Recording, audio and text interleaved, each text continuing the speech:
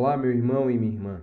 Mais uma vez vamos dar continuidade ao estudo do Catecismo da Igreja Católica através do livro Catecismo Maior de São Pio X, pela editora Eclésia. E no vídeo de hoje falaremos a respeito dos preceitos da Igreja em geral. Além dos mandamentos de Deus, o que mais devemos observar? Antes de darmos início a essa leitura e estudo do Catecismo, façamos o ato de fé. Meu Deus, eu creio em tudo o que vós revelastes e a Santa Igreja nos ensina, porque não podeis enganar-vos, nem enganar-nos. E expressamente creio em vós, único e verdadeiro Deus, em três pessoas iguais e distintas, Pai, Filho e Espírito Santo. E creio em Jesus Cristo, Filho de Deus encarnado, morto e ressuscitado por nós, e que a cada um dará, segundo as suas obras, o prêmio ou o castigo eterno. Nesta fé quero viver e morrer. Senhor, aumentai a minha fé. Amém. Em nome do Pai, do Filho e do Espírito Santo. Vamos, então, iniciar a leitura e o estudo. Capítulo 4 dos preceitos da Igreja. Dos preceitos da Igreja em geral. Além dos mandamentos de Deus, o que mais devemos observar? Além dos mandamentos de Deus, devemos observar os preceitos da Igreja. Somos obrigados a obedecer à Igreja? Sem dúvida.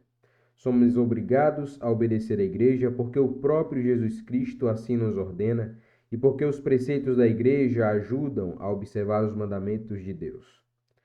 Quando começa a obrigação de observar os preceitos da Igreja? A obrigação de observar os preceitos da Igreja geralmente começa com o uso da razão. É pecado transgredir um preceito da Igreja? Transgredir advertidamente um preceito da Igreja em matéria grave é pecado mortal. Quem pode dispensar de um preceito da Igreja? Somente o Papa e quem dele recebeu as faculdades competentes podem dispensar de um preceito da Igreja. Ou seja, apenas o Papa, visto que ele é o vigário de Cristo, e quem o Papa, digamos assim, autoriza a não seguir determinado preceito, por um motivo específico, não é por livre deliberação. Quantos e quais são os preceitos da Igreja? Os preceitos da Igreja são 5. Primeiro, ouvir missa todos os domingos e festas de guarda. Segundo, jejuar a quaresma, as 4 têmporas e as vigílias dos dias prescritos pela Santa Mãe Igreja, e não comer carne nos dias proibidos. Terceiro, confessar-se ao menos uma vez ao ano e comungar na Páscoa da Ressurreição, cada um na própria paróquia. Quarto, pagar o devido dízimo à Igreja, segundo o costume. Quinto, não celebrar matrimônios em tempos proibidos, isto é, do primeiro domingo do Advento até a Epifania, e do primeiro dia da Quaresma até a oitava de Páscoa. Então, estes são os preceitos da Igreja, sendo eles, então, 5 preceitos. Ouvir missa todo domingo e festas de guarda, jejuar em datas específicas, confessar-se pelo menos uma vez ao ano e comungar na Páscoa da Ressurreição. Veja que aqui o Catecismo ele já faz um ponto muito importante a respeito da comunhão, né? Confessar-se ao menos uma vez ao ano. Há pessoas que confessam rotineiramente, né?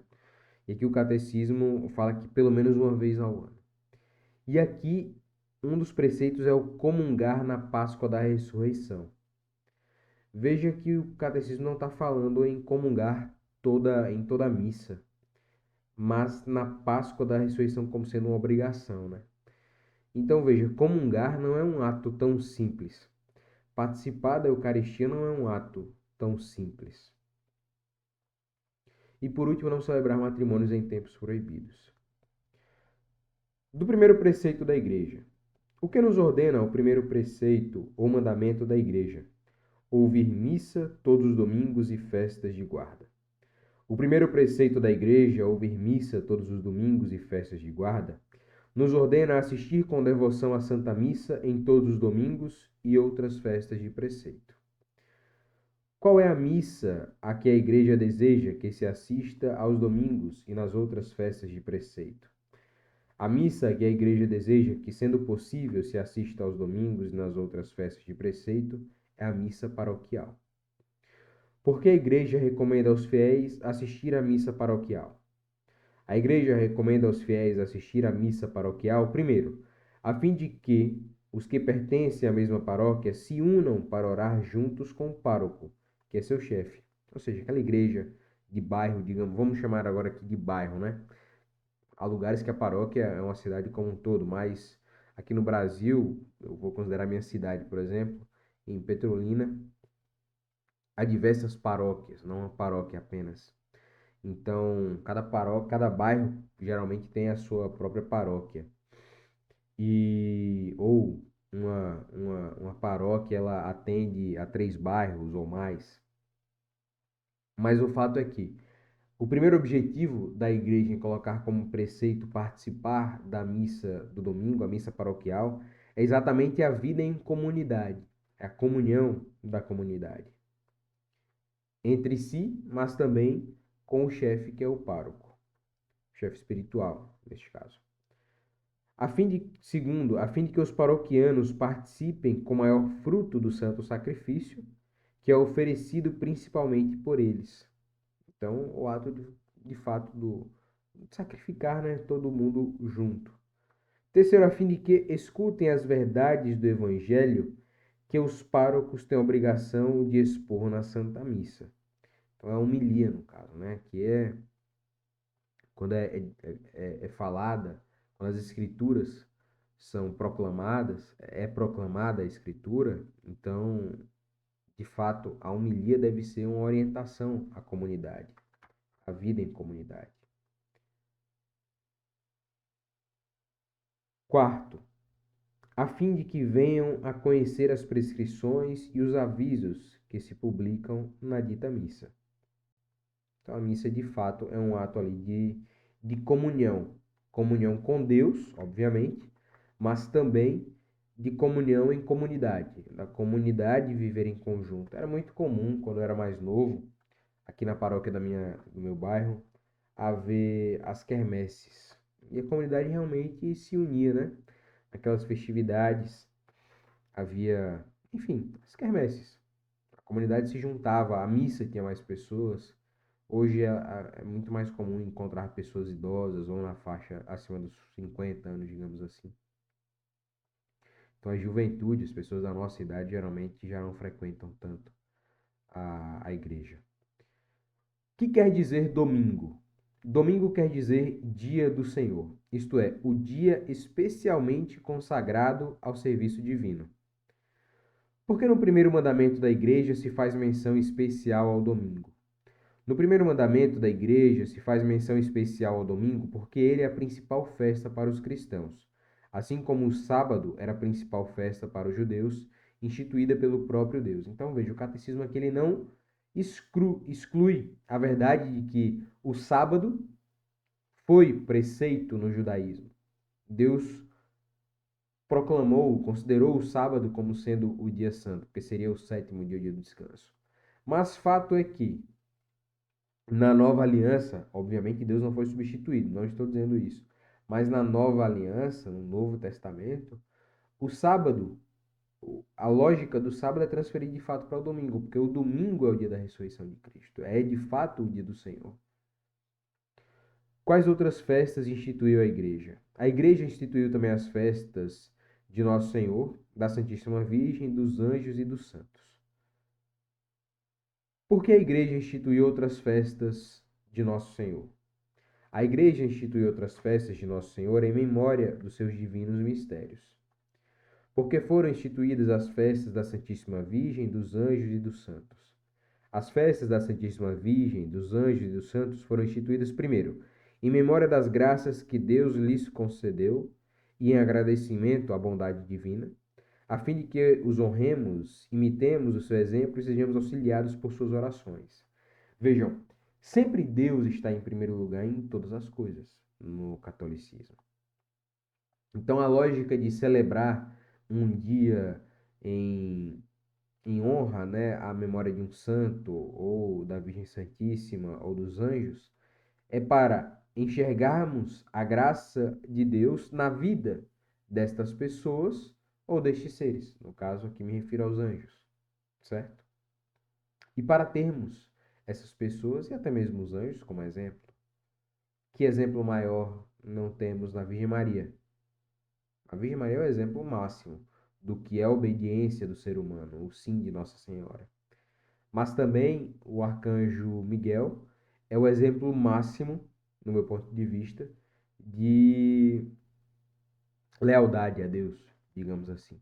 Enquanto o Lúcifer ele se rebelou, Miguel, entre aspas, vou usar aqui aspas porque Deus não precisa de defensores, mas Miguel se opôs ao adversário, a Satanás, sendo então seu nome quem é como Deus.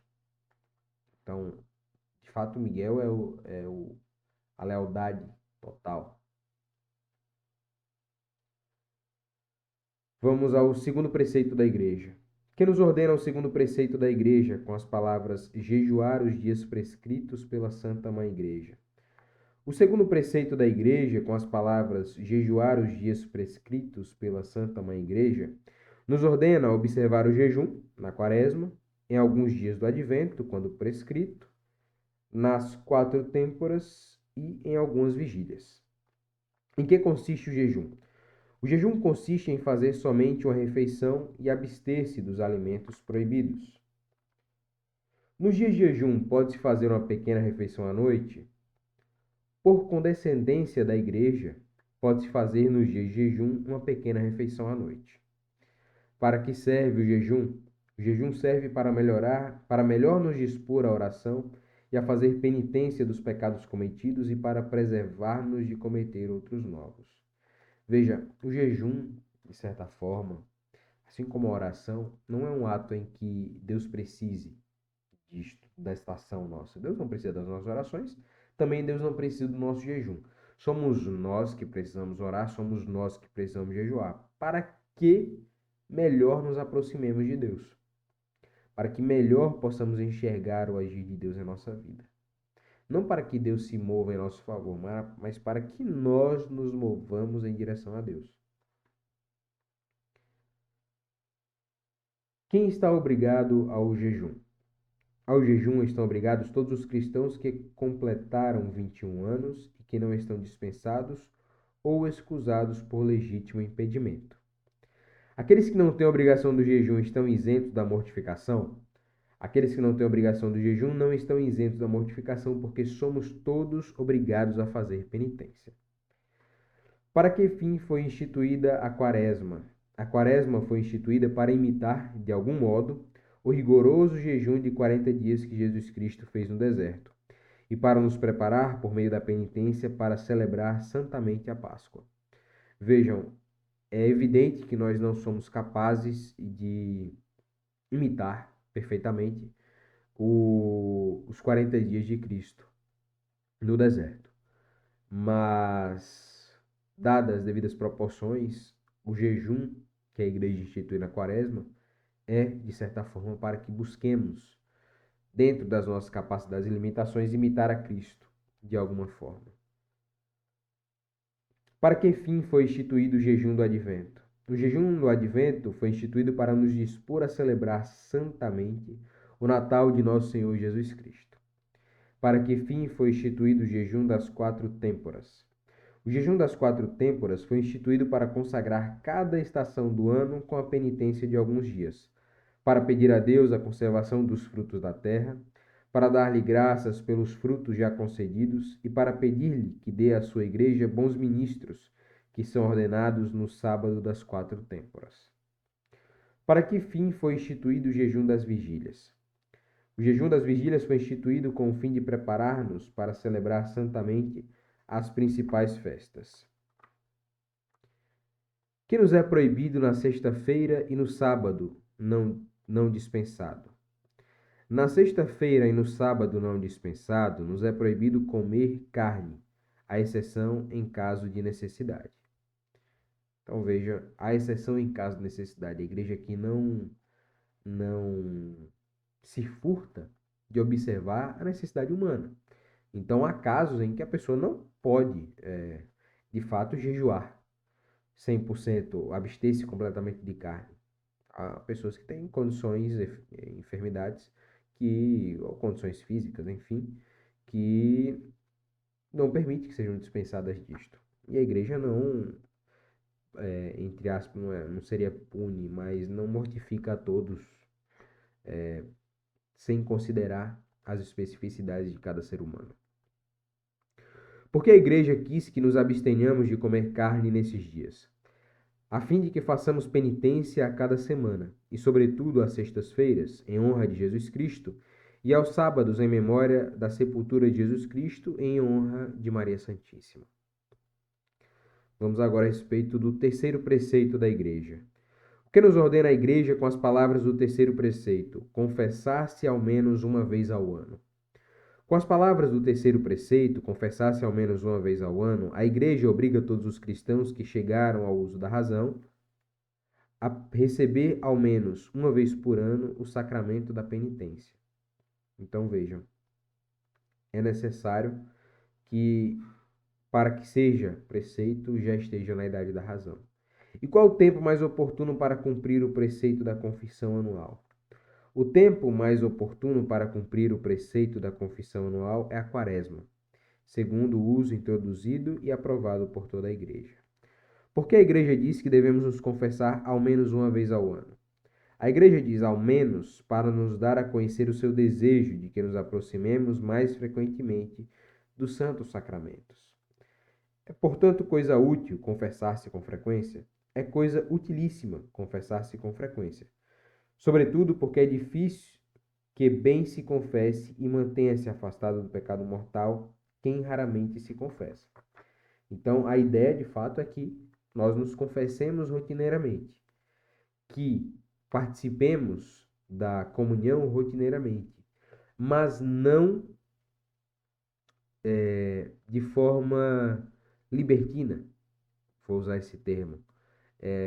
Participar da comunhão sem de fato ter feito uma confissão perfeita, digamos assim, sem que tenha reconhecido de fato seus pecados, sem que esteja em estado de graça, de certa forma. Porque aquele que comunga em pecado assume sobre si a culpa.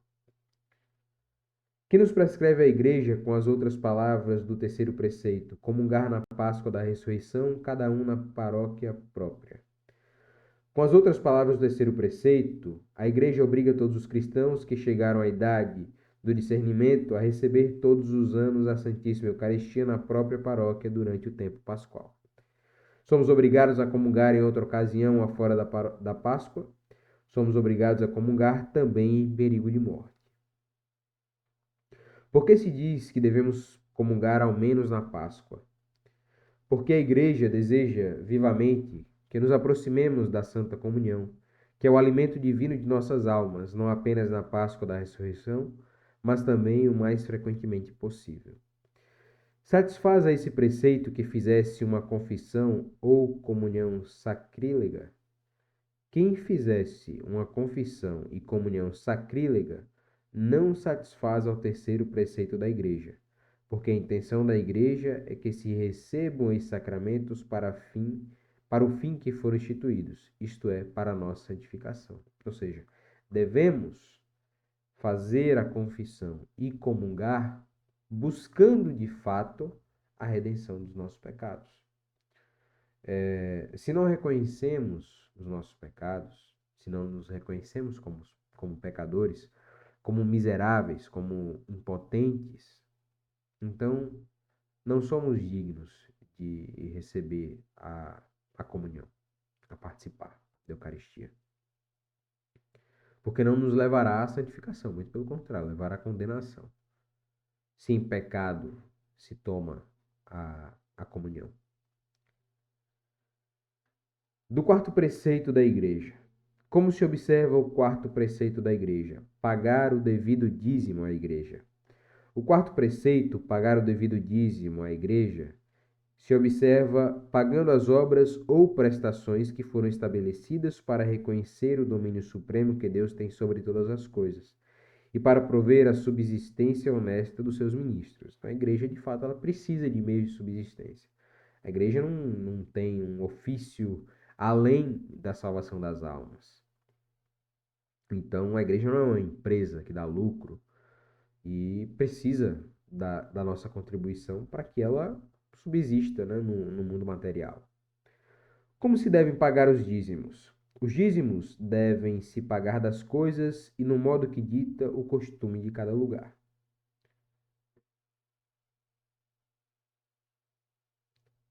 Vamos agora a respeito do quinto preceito da igreja. Que a igreja nos proíbe no quinto preceito: não celebrar matrimônios em tempos proibidos. No quinto preceito, a igreja não proíbe a celebração do sacramento do matrimônio, mas apenas a solenidade das núpcias ou bodas do primeiro domingo do Advento até a Epifania, e do primeiro dia da Quaresma até a oitava de Páscoa. Então, não está proibido o fato de casar-se, mas de haver a solenidade das núpcias ou bodas. Qual é a solenidade proibida das núpcias? A solenidade proibida por este preceito consiste na própria missa dos esposos, na bênção nupcial e na pompa extraordinária das núpcias. Por que as demonstrações de pompa não são convenientes no Advento e na Quaresma? As demonstrações de pompa não são convenientes no Advento e na Quaresma, porque estes são tempos especialmente consagrados à penitência e à oração. Então, é como se o entendimento fosse de que não é tempo de ser comemorado. Mesmo um ato bom, como que é um casamento, não deve ser comemorado aqui com pompa. Mas devemos, de fato, nesse período, reconhecer nossa miséria, nossa dependência, nossa impotência, nosso completo esvaziamento diante de Deus. Meus amados irmãos e minhas irmãs, estudamos aqui, lemos e estudamos a respeito dos preceitos da igreja. No próximo vídeo falaremos a respeito do capítulo 5º, dos deveres particulares do próprio Estado e dos conselhos evangélicos. Bom, que Deus nos abençoe, que esteja constantemente em nossas vidas. E espero que essa meditação ela esteja sendo frutífera, esteja frutificando em sua vida como está na minha. Já lemos boa parte do catecismo. É importante, é uma caminhada necessária, deve ser diária e é o caminho, né, para que nós possamos viver uma vida mais íntima. Claro, o catecismo por si só, não, mas devemos meditar também nas Sagradas Escrituras, ler a Bíblia constantemente. É recomendável e é necessário. Se queremos de fato conhecer a Deus, devemos buscar de fato o conhecimento de Deus. Conhecimento este que está no magistério, na tradição, nas Sagradas Escrituras. Que Deus os abençoe e até o próximo vídeo. Se ainda não se inscreveu nesse canal, por favor, inscreva-se, compartilhe, divulgue, ajude a levar o conhecimento da igreja para mais pessoas. Eu sou apenas um leigo, me chamo Lucas Navarro e sou apenas um leigo. Não sou parte do clero, muito pelo contrário, sou um miserável pecador, dependente e impotente. Preciso do auxílio de Deus em todos os momentos da minha vida. Que Deus os abençoe.